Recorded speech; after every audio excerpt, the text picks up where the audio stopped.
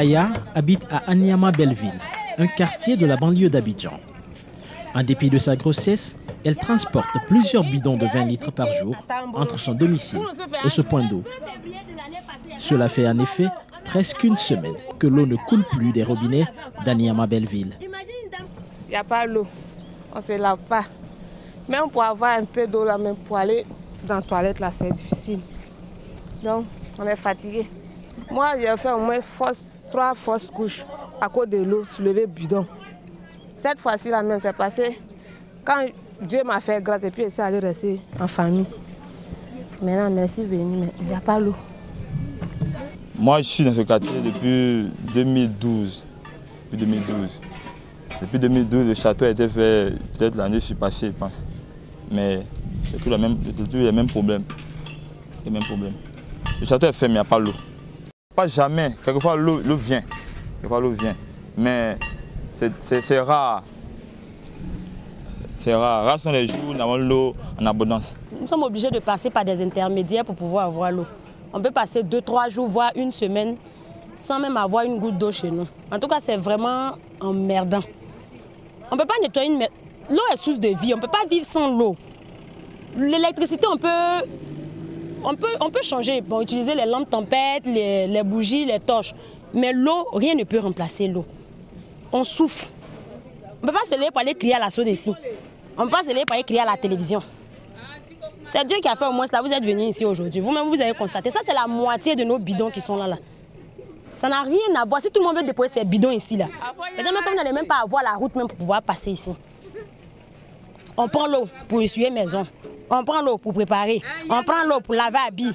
Il y a d'autres mecs qui... Voilà, c'est ce que la dame est en train de dire. Il y a d'autres qui ont dormi comme ça. Donc, on fait comment? On dit on est en ville. Même ceux qui sont au village, eux-mêmes, ils ont robinet chez eux. Nous, on est ici, là même, là, on fait comment?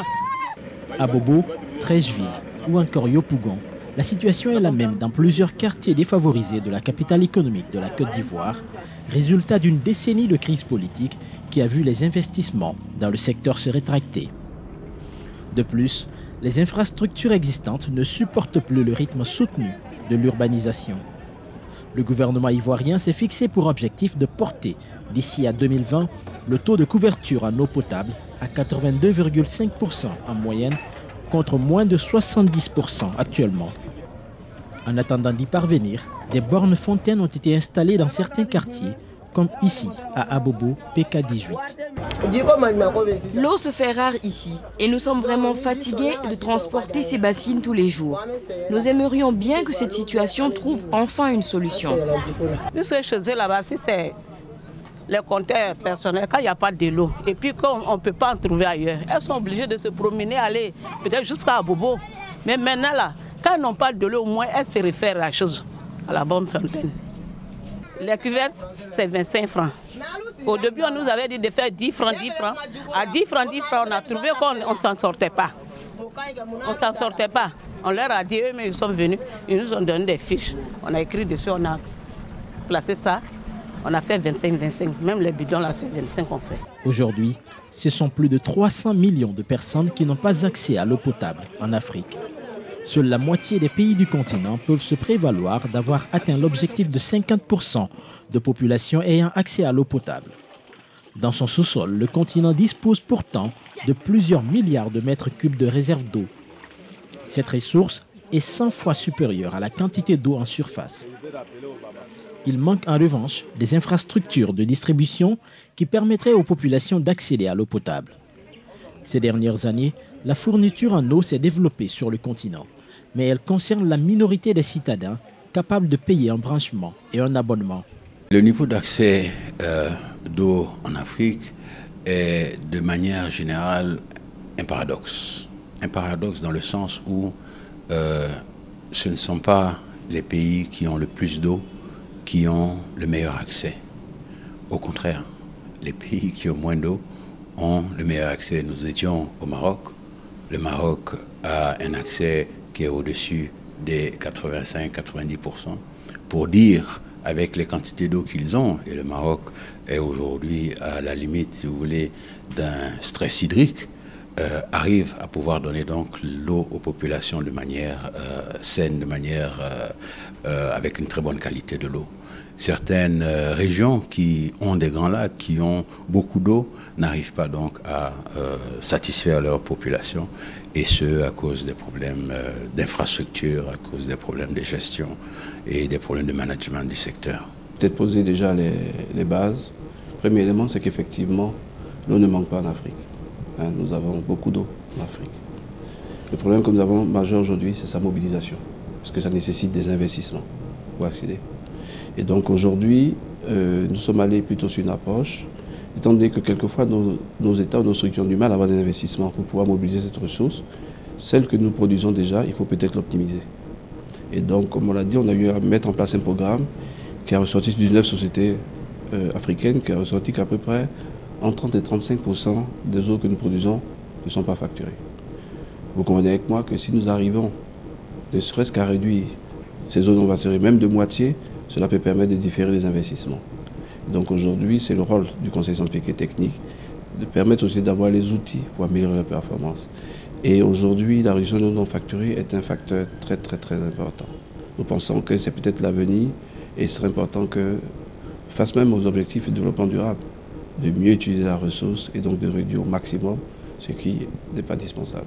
Le Conseil scientifique et technique de l'AAE, l'Association africaine de l'eau, qui s'est récemment réunie au Maroc, a abordé un certain nombre de problèmes auxquels l'Afrique est confrontée en matière d'accès à l'eau potable. Ces problèmes sont liés notamment aux sociétés d'eau, à la distribution de l'eau en Afrique, aux services d'assainissement et aux problématiques du changement climatique, ainsi qu'à la formation du personnel des sociétés d'eau. À l'issue de la réunion, le Conseil a adopté un ensemble d'actions à mener.